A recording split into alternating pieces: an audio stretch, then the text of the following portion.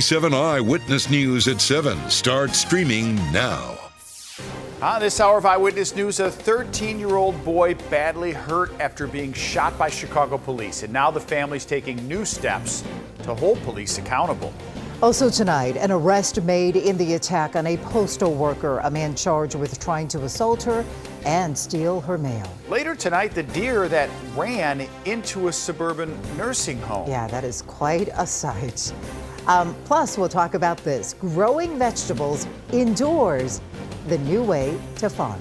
And popular Chicago charter schools are now under city control, all over claims of mismanagement. Good evening to all of you. We begin tonight with a lawsuit claiming the Chicago police officer who shot a 13-year-old boy should not have been on active duty. Tonight, we're learning more about the extent of the teen's injuries. Here's Michelle Gallardo.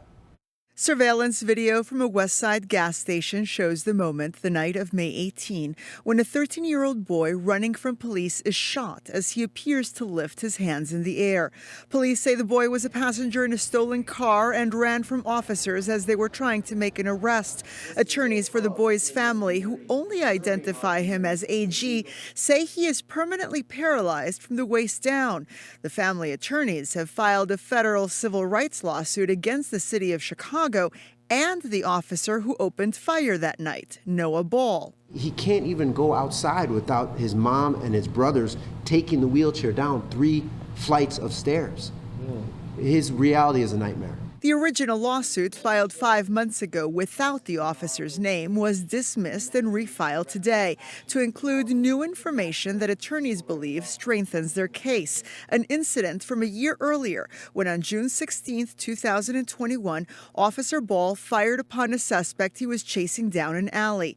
In that case, the suspect was not hit. In his incident report published by the Civilian Office of Police Accountability, Officer Ball stated the offender fired first.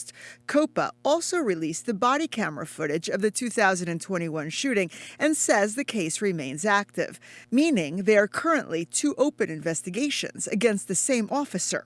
Noah Ball should not have been out there on the streets of Chicago with a gun in his hand.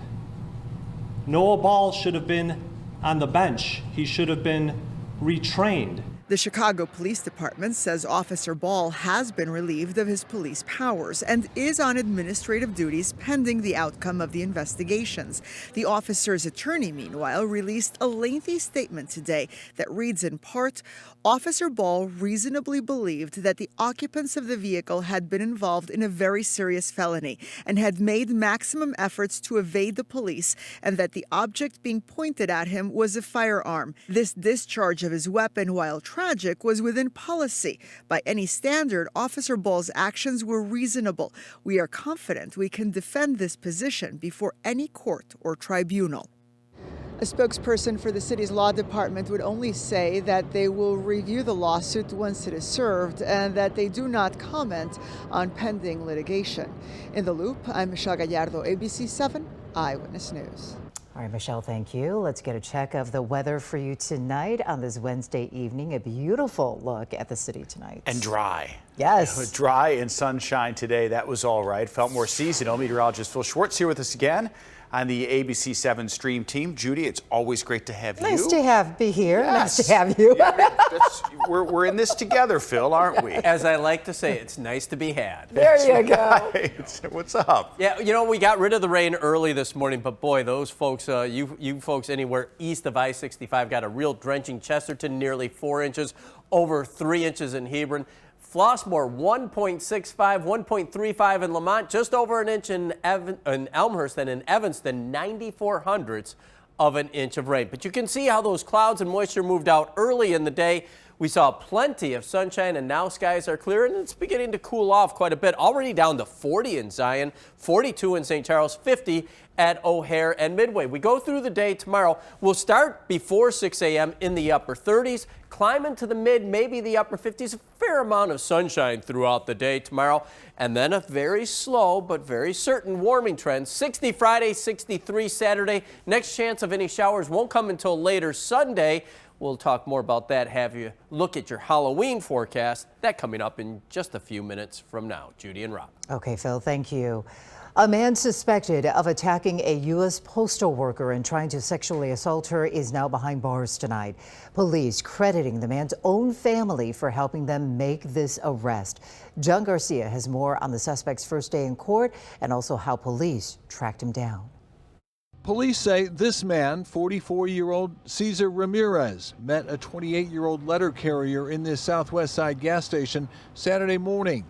After leaving the station, however, he allegedly hid in her mail truck in the parking lot, waiting for her to get back in, then hijacked the truck. As she tried to get away, he grabbed her by the shirt and attempted to rape her.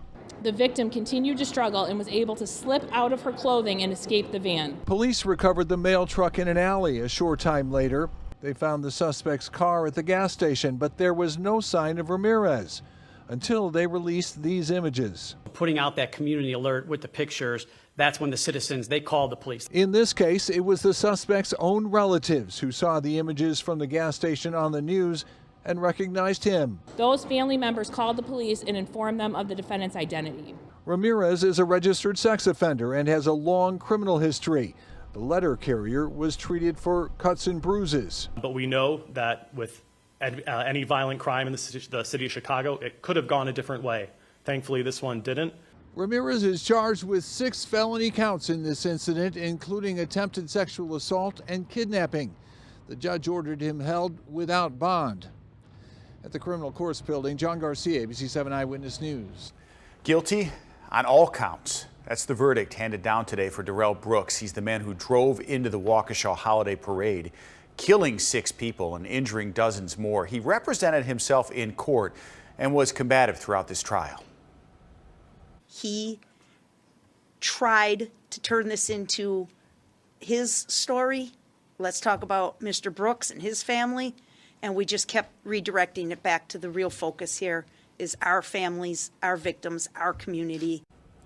After the court proceeding, relatives of those killed and injured in the Waukesha Christmas parade tragedy expressed their gratitude to the jury, including the family of Virginia Sorensen, a member of the Dancing Grannies.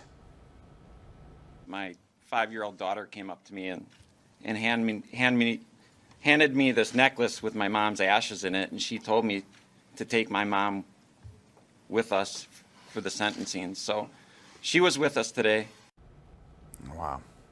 Brooks has the right to an appeal. The next hearing in the case will be Monday to discuss scheduling for a sentencing hearing. Chicago Public Schools is now taking over 2 Urban Prep Academy campuses. The school board voting today to revoke the charters for Urban Prep's Inglewood and Bronzeville campuses, despite pleas from students, teachers, and administrators. Our Sarah Schulte reports. As Chicago's only all-male charter school operated by Black educators, Urban Prep's academic successes have been celebrated nationwide. Yet behind the scenes, Chicago Public Schools says Urban Prep has been grossly mismanaged for years. CPS says it's time for the district to take over. It is not based on campus-level performance.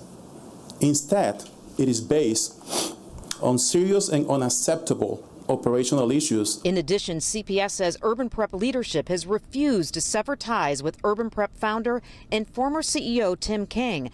The CPS Inspector General found substantiated allegations that King sexually abused a 16-year-old male student. We cannot compromise. We need to have ethical behavior, and we need to make sure that we're protecting our children. Urban Prep students, parents, and staff pleaded with the school board today to renew the charter for both the Bronzeville and Inglewood campuses, citing its much lauded 100% college acceptance rate and the success of shaping young Black men. I've always felt like adults in the building genuinely care about my well-being. Urban Prep also teaches young men the importance of brotherhood. The district doesn't dispute Urban Prep's academic model. Instead, it has laid out a well-documented case of financial mismanagement, something current Urban Prep leadership claims are old and resolved. Urban Prep has adhered to every mandate and requirement legally set by CPS. There are no financial, management, student safety, or unethical issues taking place at Urban Prep. But CPS says that's untrue. For years, it gave Urban Prep numerous occasions to comply, and the charter organization failed to do so. Without the charter, CPS promises to keep the Urban Prep model going at least through the next school year. I want to assure you we're going to continue these programs. We're going to continue to make sure that that are children right now in our schools, that their education is not interrupted. CEO Martinez says CPS plans to keep both Inglewood and Bronzeville campuses open through the 23-24 school year. Martinez also says the district plans to hire back some of the same teachers and mentors. At CPS, Sarah Schulte, ABC 7 Eyewitness News. Testy back and forth today at Chicago City Council between Mayor Lori Lightfoot and Alderwoman Sophia King, who's challenging her in next year's election. King is pushing for Chicago Public Schools CEO Pedro Martinez to provide quarterly updates to the council. King suggested that Martinez wasn't returning her calls under order from the mayor. Lightfoot told her not to make that assumption. And quite frankly, if you would spend more time attacking problems instead of people, we would be much better off. Alderman King, you're out of order. Thank you, Madam President. You're out of order, and I'm not going to let you make a political speech on the floor because of your aspiration. King later denied any political motives. A former Teamsters Union official is sentenced to 19 months in prison for extortion. John Coley Sr. took $325,000 in secret payments from Cinespace Studios. And at one point, he apparently threatened a strike if the payments were stopped. Today, Coley said he was, quote, ashamed of his behavior. Gerald Reed, the man who had his sentence commuted after claims of abuse by John Burge detectives, is now accused in a 3-state crime spree. Reed was released from prison last year after spending 30 years behind bars. He said he was tortured into confessing to a double murder.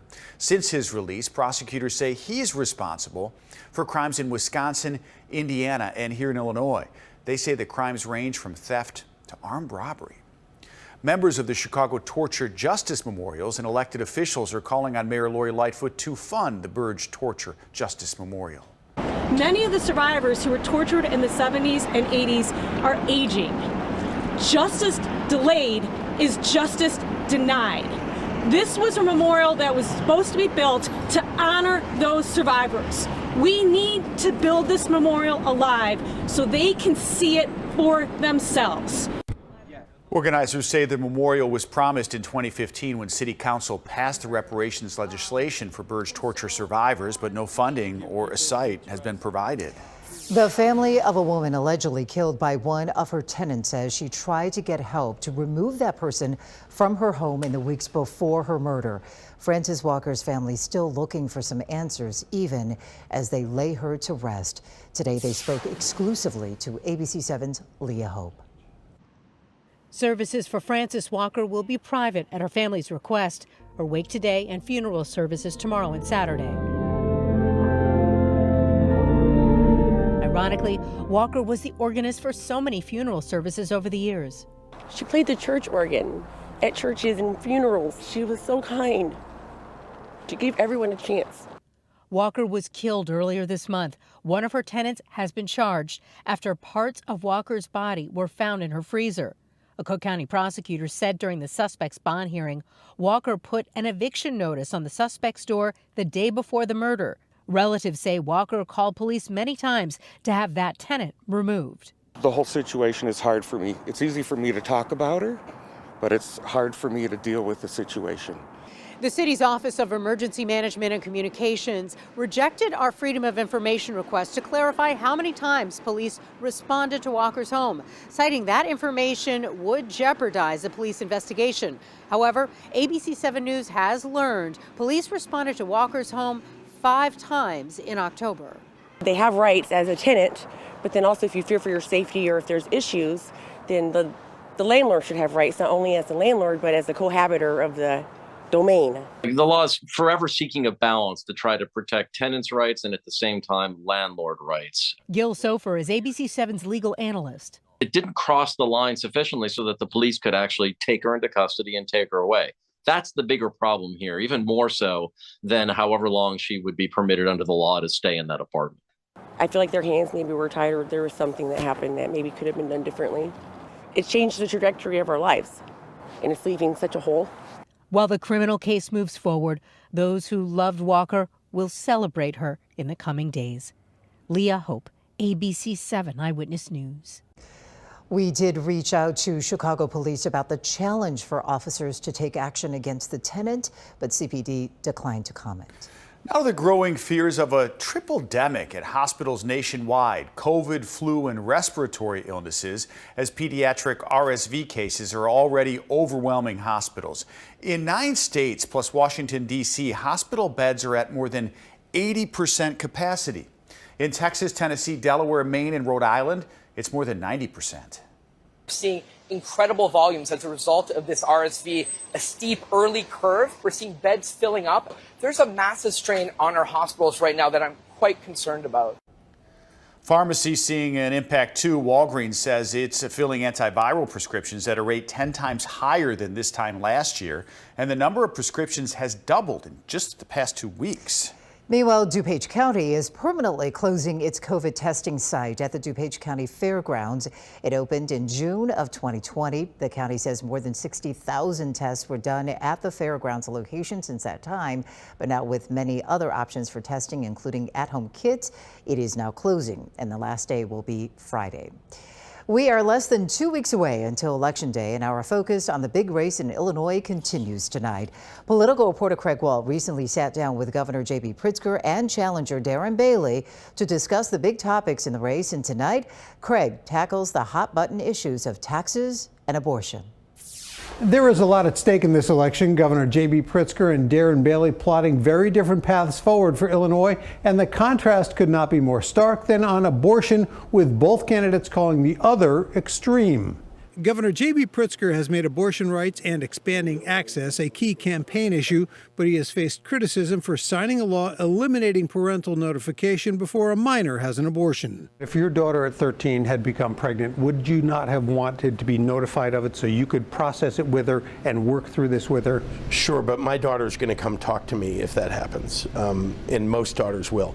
It is those who are under threat by a family member. Again, victims of incest are a perfect example of that. Bailey facing backlash on his abortion views, but downplaying their impact on reproductive rights in Illinois. Do you support abortion to save the life of the mother, or in the case of rape or incest? I do make the exception always when the life of the mother is at stake. But you don't support abortion in the case of rape or incest? Personally, in my heart, I don't. But regardless of what I think, nothing is going to change in Illinois because of the makeup of our legislature. With inflation a key concern for voters, Pritzker touting his $1.8 billion temporary relief plan for taxes on gas and groceries, as well as property taxes. I want to keep doing it.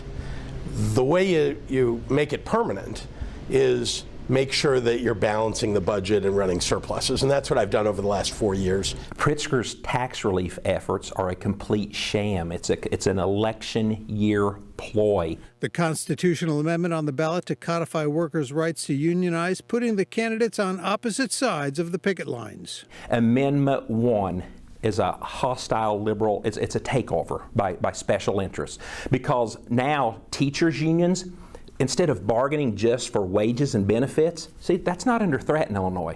But teachers' unions now can begin to bargain for curriculum. Well, the critics are wrong about, I know the other side is trying to make some tax argument. That's not what this is about, and it won't affect taxes.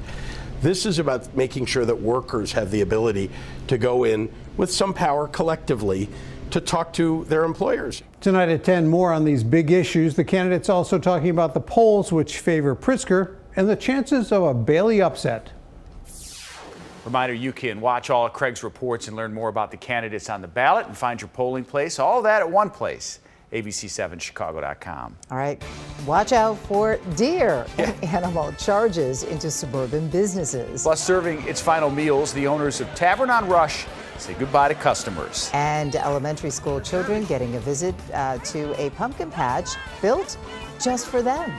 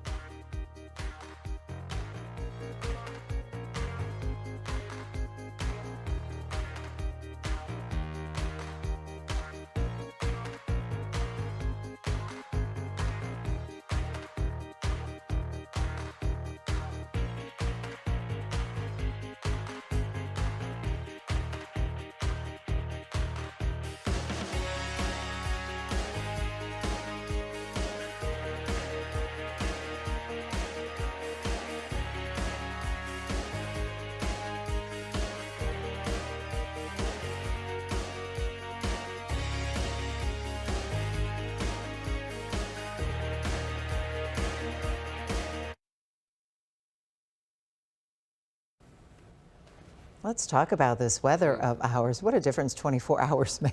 Yeah. There was a lot of rain yesterday. Was that yesterday? Yeah. I know it doesn't seem like so long ago. Yes. Phil's with us again on Wednesday.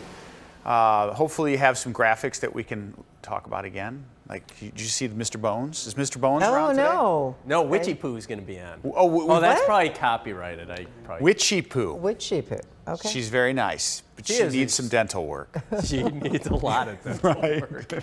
Typical late October weather coming up the next couple of days. Seasonably cool and dry. Highs mid-50s to around 60, with Friday being a little bit warmer than what we'll see tomorrow. Saturday, Sunday, the weekend looks pretty good. Now, we could see some light rain late Sunday. Highs upper 50s to perhaps as warm as the mid-60s, especially Saturday. Saturday, the sunnier and drier day. Any rain Sunday will be light and not until very late in the day. And then as we head into Halloween, there she is. Yeah, needs a little dental work, as you said. Highs in the lower 60s. Could be some light rain early and then dry during the evening hours for the trick-or-treaters. So how much rain are we talking? Not a lot. You can see as we look at the European model, keeps it dry through at least the mid-hours of Sunday. And then as we get into Sunday evening and into Sunday night, it does show a few places picking up about a quarter to a third of an inch, mainly south and east of the city. And again, that's not until late Sunday, and it does not look, like any kind of big rain event. We still could use the rain, even including the rain we saw during the day yesterday and into early today. We've seen just 1.69 inches at O'Hare this month. That's a deficit of 1.31 inches. Midway just over 2 inches, which is nearly an inch below normal. And again, we don't have any major rain events in this forecast. Today's high, 54 degrees, some 4 degrees below average. The low this morning getting down to 42. We'll get a little chillier than that overnight tonight. Right now, we are already down to 50 at O'Hare. Light winds out of the northwest at just 5 miles per hour. Elgin, you're down to 42, 47 in Elmhurst, 46 in Crown Point, 40 right now in Chesterton, and you can see most of the Midwest sitting in the 40s to lower 50s. Quiet conditions around here as that storm system has moved off to the east, taking the rain with it into Ontario. Another system brought some flooding rain to sections of Maine. That, too, is now lifting up into Canada. This is a weak little disturbance that won't do anything but bring us some clouds later tonight into early tomorrow. But all in all, a lot of sunshine for tomorrow thanks to this high-pressure system. So we say goodbye to that low. We'll keep the skies relatively clear overnight. Some clouds could move in late tonight, but then plenty of sunshine tomorrow, a high of 57. Gentle wind coming in off the lake. As we head into Friday, you see some of those clouds tomorrow night. They move out for the daylight hours of Friday, a high of 60 degrees. Think that's mild? Wait till Saturday. Another sun-filled day, some high thin clouds late, and a little bit milder, getting up to 63 as this high is going to continue to control our weather. So the forecast for tonight calls for lows as low as 32 out towards the Fox River Valley to 42 in the city, clear to partly cloudy, bit on the chilly side. Tomorrow, a few degrees warmer than today, but still just 54 along the lakefront, 59 inland, mostly sunny skies, seasonably cool. 60 Friday, 63 Saturday. There you see those chances of showers late Monday or early Monday on Halloween. And then Tuesday and Wednesday, here comes some warmth. 67 next Tuesday, and we'll be up around 70 by next Wednesday. Judy and Rob. That's great. Yeah, that's all treat in your forecast right there, November. Phil. 70 in November. It'll be good. Okay, thanks, Phil. It's the final farewell to Tavern on Rush. The restaurant is serving its final meals tonight. The popular Gold Coast restaurant has been around for 25 years. Its lease ends December 31st. Owners had planned to stay open through then, but last week they announced that they needed to close earlier so they could transition out of the building. The owners spoke this evening to a restaurant packed with people. For the last 25 years, we've been winning the Super Bowl. Tonight, it's the last Super Bowl we win at this stadium, but we will look, and there could be a new stadium where you play the Super Bowl.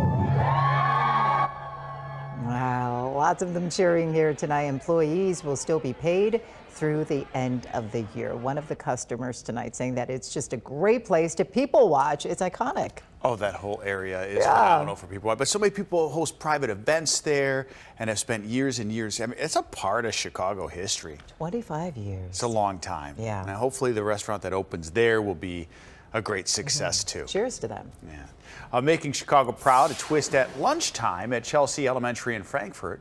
The school gave kids colored wristbands which match table colors. That way kids moved away from their normal spots, and the school says it encourages its 3rd, 4th, and 5th graders to be brave, branch out, and make new friends. It looks like it's working. Yay. That's a great idea. Look at that, smiling for the pictures. Yes, meeting some new friends at your color-coded tables. I like that idea. It is, because sometimes people sit, you get your best friends, you sit over here, and then somebody over here is not it. And it's hard. Especially for kids. Yeah. Well I like done. that. Chicago's narrowing down the competition when it comes to finding the city's top karaoke king or queen. Did you ever enter? I can't sing. You know this. You know I don't sing. Cheryl Burton on this show with Phil, those two start singing. It's like a duet. They should have been in there. Well, there's still a chance. Right. Well, there are now 6 finalists in the Chicago Sings competition. There they are. 6 of them. So they are from neighborhoods all over the city and range in age from 26 to 45. So take a look at them. You might know some of them. The finale now happens on Sunday, November 6th at the Park West Concert Venue. Grand prize, remember, is $5,000. And of course, bragging rights for the entire city of Chicago. We're trying to figure out how we could get the winner on. Michelle, our producer's back. By the way, welcome back, Michelle. We missed you. She was on vacation for a bit. Yeah, but we can't really have in-studio guests still. We're kind of getting out of the pandemic. We can't really Zoom, so we're trying to figure out like a happy medium. And have them sing, actually. Oh, yeah. And then Phil and Cheryl join. Yes. And then it probably sounds worse, but it would be fun. I like it. Yeah, we'll watch. Okay. Work on it, Michelle. Welcome back. All right. Some elementary school kids in Madison got a trip to the pumpkin patch, that is, without leaving their school. Well, take a look. The patches were created at schools through District 162. Traditional field trips on hold, kind of like our guests in studio. So the district made sure to create this patch with pumpkins for every student, plus scarecrows, hay bales, and more. There was even a petting zoo at Illinois Elementary in Park Forest. Middle school students also decorated pumpkins to donate to local senior citizens. Well, face painting too. I love all these stories with the kids having fun. Glad the sun was out. For that. It's nice for them, yes. Illinois plays a big role in making sure people have pumpkins on Halloween. This story's ahead. And plus the best and worst airlines when it comes to cancellations and delays as thousands of complaints get filed. First, we talked to an unsung hero in Chicago, man making a difference, especially for people in the gay Latino community.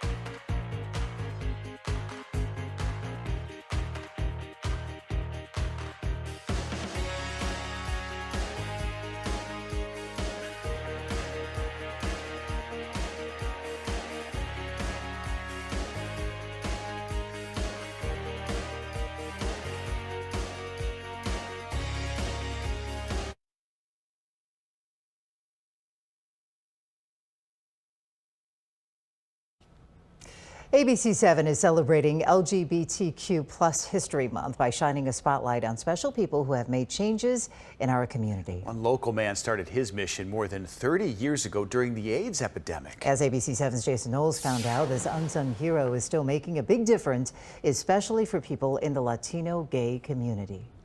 We were actually founded in 1989.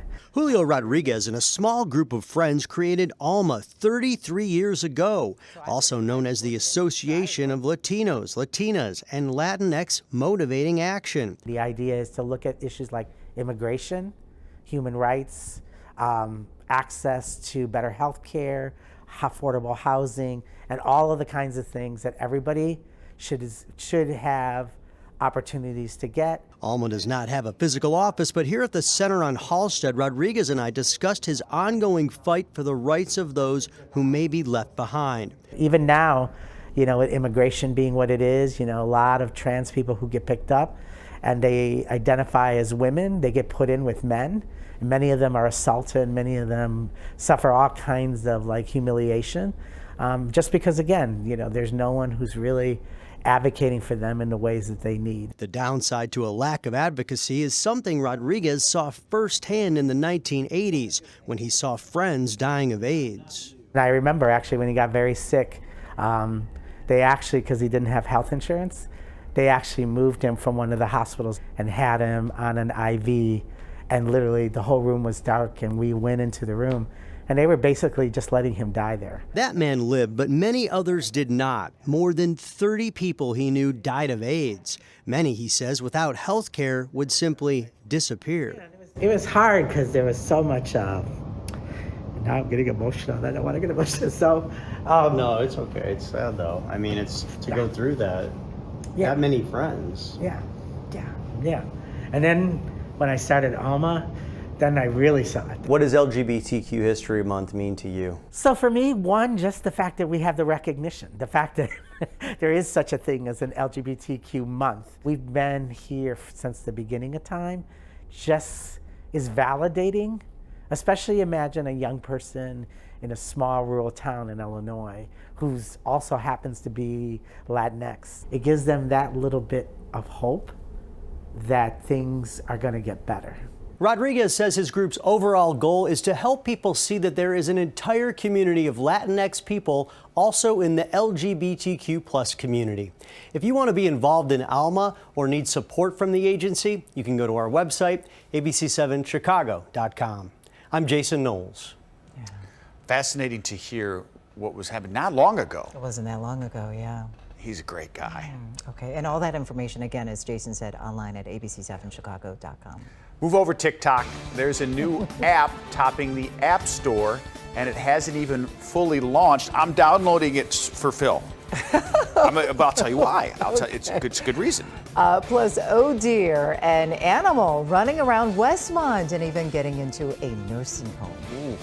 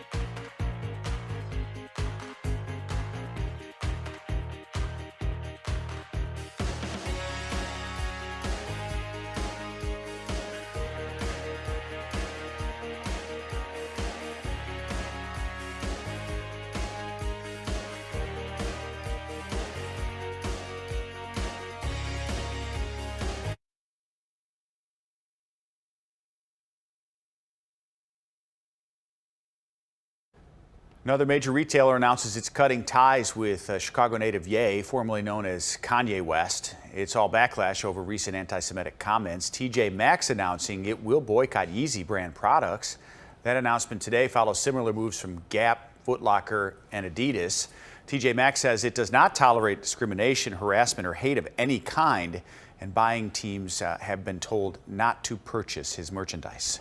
President Biden is cracking down on what he is calling junk fees. Those include bank overdraft fees, credit card late fees, and hidden hotel booking fees. He says the goal is to lower costs for Americans.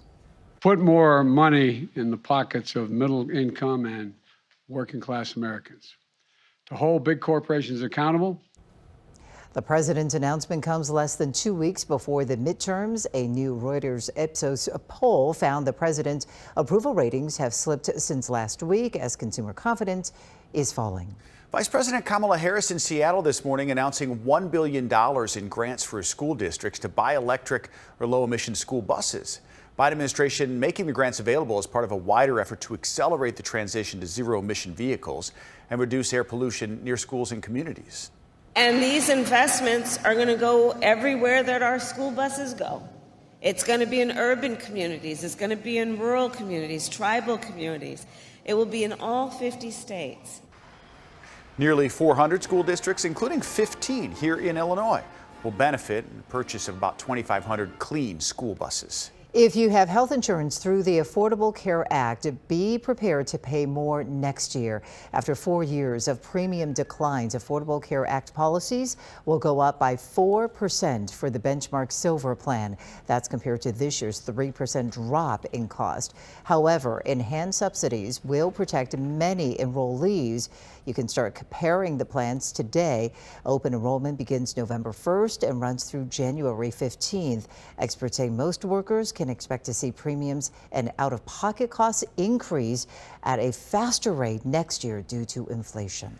Airline travelers are fed up with cancellations and delays. The Department of Transportation says it received more than 7,000 complaints from flyers just in August.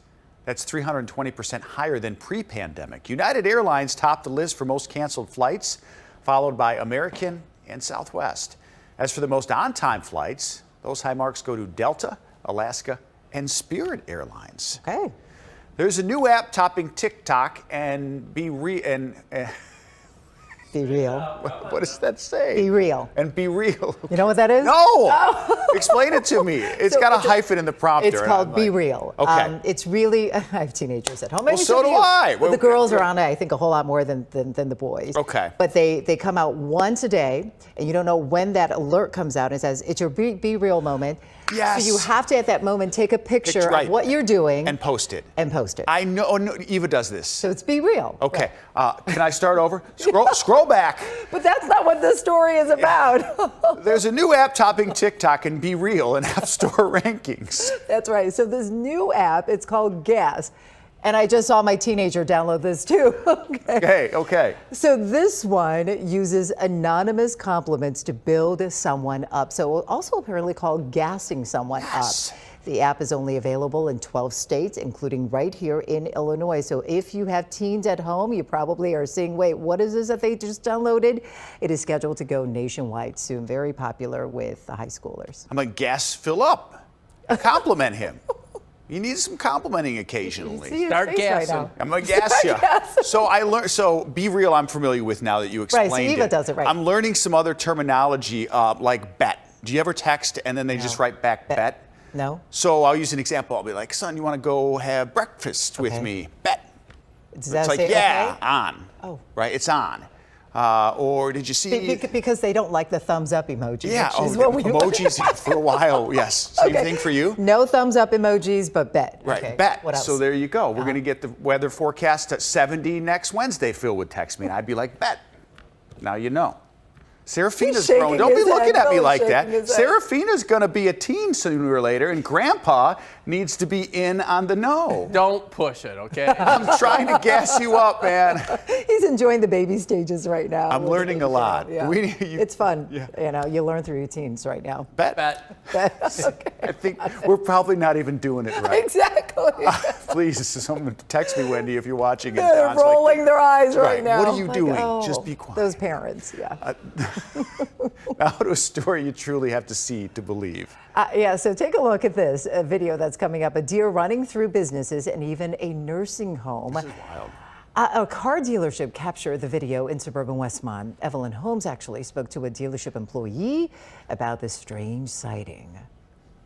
Oh dear, was all customers and staff at McGrath Lexus of Westmont had to say after a young buck slammed into several windows of the dealership during an attempt to get in. General Sales Manager George Lazinski was one of the people who heard the loud bang. I thought some of our signs fell down or one of the plants over here or something like that, but definitely didn't think it was a deer trying to get in the building, that's for sure. The suburban dealership on East Ogden Avenue shared the video of the unusual surprise captured by their security cameras around 6:45 Wednesday morning. The footage first shows the large deer galloping across a parking lot and crashing into the showroom window, but not breaking it. When that window didn't break, the antlered animal charged toward the Westmont Manor Health and Rehab Center next door and broke through a window there. Police say it was the second call they got about the large buck who had jumped through a window of a nearby empty office building earlier. And this was a young buck. He's in rut. He probably saw his reflection in the glass on the business, and he was looking for a fight. And he ended up in a building. The deer knocked down at least 3 people inside the senior rehab center, including a nurse who hurt her arm, before the deer broke through another window and out of the building. Experts say that the buck was probably only slightly injured during the ordeal, adding that deer do heal quickly. Authorities say they are not looking for the animal. They suspect that he is most likely already returned to the safety of his wooded habitat. Reporting from West Suburban Westmont, Evelyn Holmes, ABC 7 Eyewitness News. You don't see a buck doing that very often. Oh, they have it right behind us. Is the deer coming? Out of all the spots, it's like he knew that he could go through there. I'm glad everybody is okay. Yes, but for what sure. a frightening moment to hear that crash through that window. And seeing that when you're outside the dealership, just not something you see really ever. Yeah. But as Evelyn said, they think he's back out there roaming. Hopefully okay, maybe some glass shards, but okay. And recover from that. We have another great story to share with you. It's interesting, Growing vegetables, this is coming up for you. Completely sort of indoors. We're talking about herbs and more inside a trailer. It is a new way to urban farm, so that's coming up next. Yeah, Phil was talking. Phil, I have an answer for you. We ran this earlier, and you were like, how do they, because there's no soil. Yeah. How do they get the nutrients? Through the water, you were telling me. A nutrient solution. That was going to save that. Oh. Oh, well. You should have told me. Mid to upper 50s tomorrow, good amount of sunshine. That's probably the coolest day out of the next 6. We'll talk about these rain possibilities Sunday into early Monday. That coming up in a couple of minutes from now.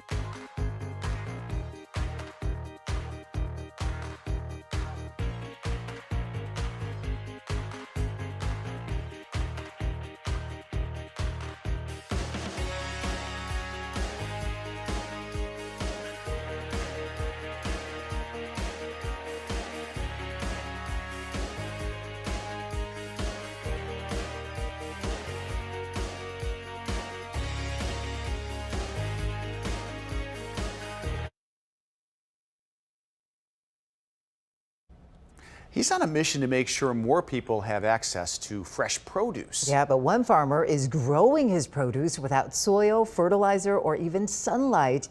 Our race and culture reporter Will Jones shows us how this works. Unlocked here.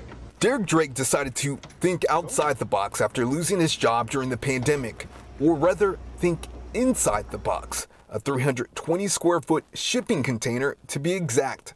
I went down this long search, this long rabbit hole of trying to figure out my next right move, and I found this company that manufactures these farms, and I was like, I'm going to become a farmer. But he's not your typical farmer. He doesn't rely on soil or sunlight, and his farm is parked in his driveway at his home in Mokina. This is controlled environment agriculture at its best. This is an indoor hydroponic vertical farm. With water and LED lights, Drake says he can grow up to 3 acres of produce in this space. This is some beautiful flash collard greens right here. This is dinosaur kale that we have growing. We have some sweet marjoram. Hydroponic farming is weather and climate proof, but Drake warns it's not human proof. There are some things that can go wrong, mostly user error on my part, and we had some AC issues and we lost everything. Still, he has no regrets. Drake's company, Ditto Foods, supplies produce to restaurants, food co-ops, and other customers throughout the Chicago area. Last summer, he partnered with the online farmers market, Market Wagon, to expand his reach. This is a viable business, and it's a great opportunity to grow local, clean produce for our local community. Even in just 300 square feet, Drake dreams big and hopes others will too. Will Jones, ABC 7 Eyewitness News.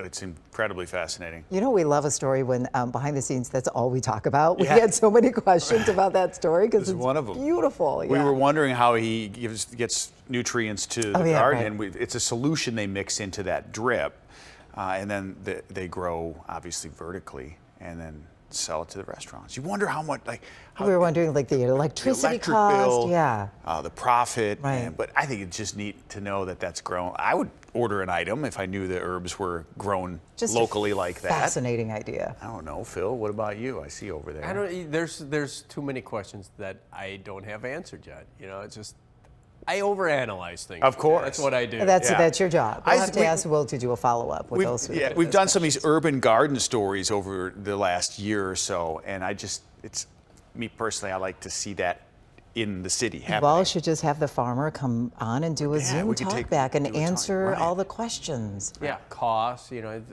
I mean, obviously. Really show us your spreadsheet. Yeah, break it all out. I don't think How so. much is the truck? Our meteorologist has a few questions for water. you.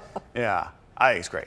So. Great idea. Phil, so we're not going to retire and do that? No, I don't think Phil's thinking that. I'm not in. So. No, he's out. All right, I'm out. I'm out too for now. All right, coming up, it's the announcement Rihanna fans have been waiting years for, a new song, and it's coming out soon. The clip she's already released. That's just ahead. For a highly anticipated movie, too. Plus, we're celebrating National Pumpkin Day. Turns out Illinois plays a major role. Celebrate over there when it comes to this fall staple. We'll explain coming up.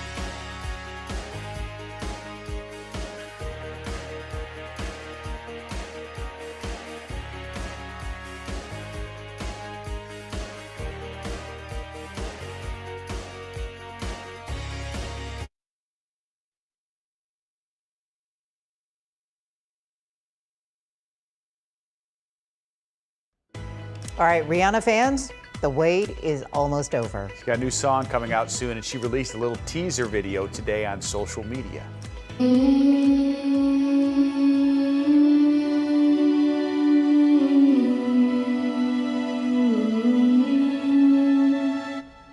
Lift Me Up will appear on the soundtrack for Black Panther: Wakanda Forever.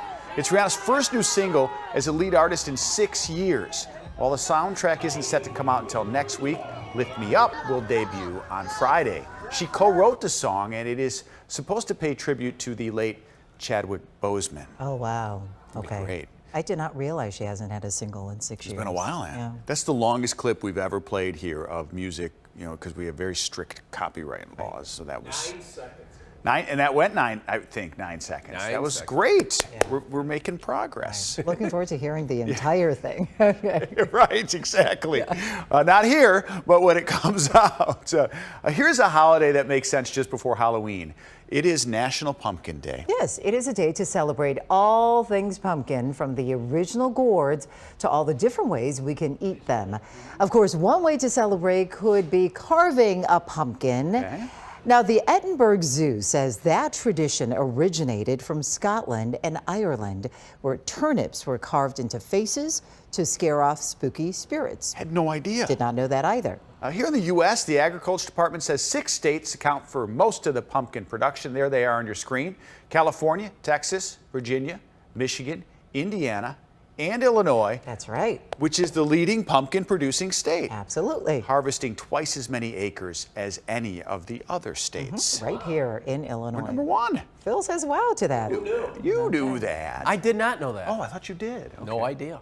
We only do a story on that, I think, every year. Right. And then we about talk Illinois about being it. the highest producing. I guess I did pay close enough attention. Right. Well, now you know. No, that's great. Oh. Now take a look at this. Animals at Brookfield Zoo are celebrating this holiday. The zoo says pumpkin enrichment is a great way to let animals explore their treats and also the different textures, or just to be curious. That little dude is so adorable, but you can't pet him. What is right? he? I think that's a porcupine. Right? That was a porcupine? Yeah. It looked like it. Right. He's like this little slick Oh back. my gosh, you're doubting everything right now. Right. Well, that's why he's stunned about I figured he knew about the pumpkins in Illinois being the big state, and there was concerns in years past that the drought was going to hamper, and I think it did. The harvest, yeah. In Central Illinois, it wasn't as bad this year, I don't think, Phil, as it was last year or 2 years ago. I can't remember. It's been a while, but yeah, you know, parts of the state still under a moderate drought. We had just enough moisture, though, that it didn't really affect most crops. Do you guys carve? Do you carve pumpkins at home? I have never carved a pumpkin.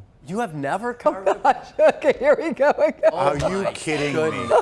Are you doing the show this week? You know, with I us tried. Listen, I have tried, and it then gets you all have. messy, and then I just kind of give up. So you have carved a pumpkin, just poorly. I have and then you tried get angry carving and a you quit. pumpkin. We had a contest on the morning show when I used to do the morning show. I just never Never did. finished. I remember you did some, but yeah, they were. I did something. Live carving. We'll do a live carving right here. Oh yeah, she's all in on that. I'm all in on that. Right. Okay. Wow.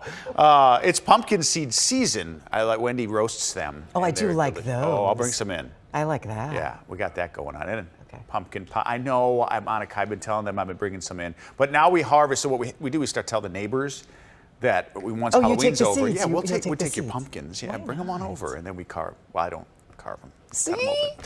And then pumpkin pie. That's Then the yum. squirrels. I'll get take it. that. the squirrels have been all over. They've been horrible this year. Horrible. There's stuff you can spray They're on just them. looking for a little food. Well, there's no freebies. They need to, that's right. I am with you on that one. Leave our pumpkins alone. Because they get their little claws going, and then you come out, and there's just a hole in your pumpkin. They have a long winter coming. Come on, you guys. That is really? They're A share a little pumpkin seed. After October 31st. I'm just saying. Right. This is a good point. They are squirrels, and they do need food for Yes, the for winter. the winter. Squirrels. Oh, you're anti-squirrel. But I'm not anti-squirrels, but they're squirrels, you know. Right. What about chipmunks? Uh-oh, now we're going down.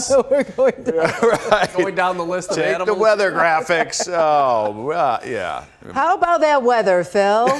You know what? It really the isn't Bears? a bad forecast. We just don't have much rain in the forecast, that's for sure. You can see the probabilities of rain beginning Thursday and going into Wednesday of next week. Virtually nil for the next couple of days. Up to 40% chance Sunday. This would be late in the day Sunday, ending early Monday. So as far as that Halloween forecast for the trick-or-treaters, I think it will be dry. We'll keep a 20% chance of a little light rain.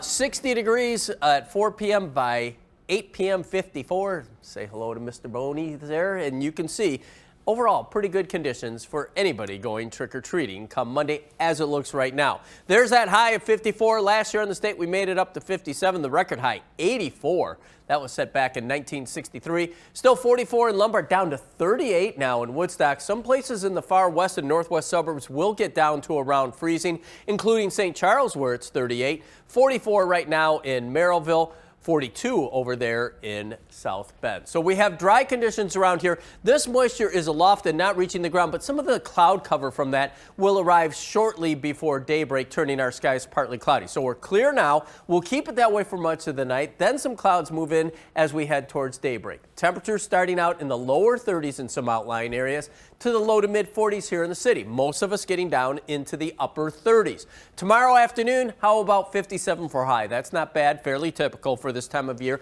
Just a few high thin clouds, but we'll call it mostly sunny. Some clouds tomorrow night, no precipitation, and then as we head into Friday, we break into the sun and we make it up towards 60 degrees, maybe some mid 60s once you get well inland, while temperatures along the lakefront Friday will be mainly in the mid to upper 50s. So overnight tonight, mostly clear for a while, then partly cloudy later, a bit on the chilly side, 32 in some of the far western reaches, including places like DeKalb and Sycamore, 42 for a low in the city. Tomorrow, mostly sunny, seasonably cool, 54 for a high lakefront, 59 well inland, most of us right around 57 for a high.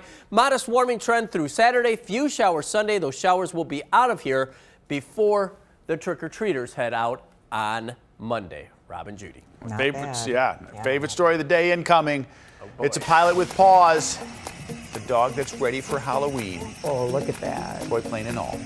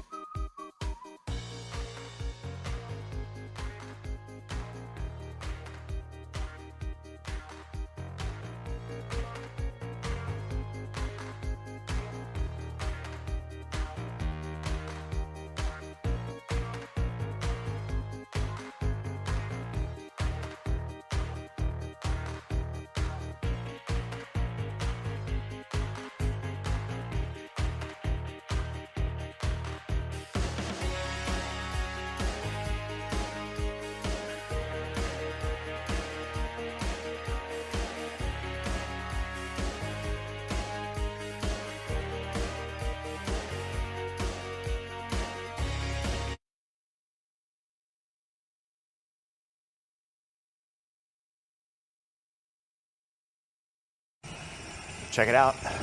This dog's all decked out for Halloween, even has the props. Oakley's in Newfoundland. Her owner dressed her up, you see, in goggles and a bomber jacket, Judy. Wow.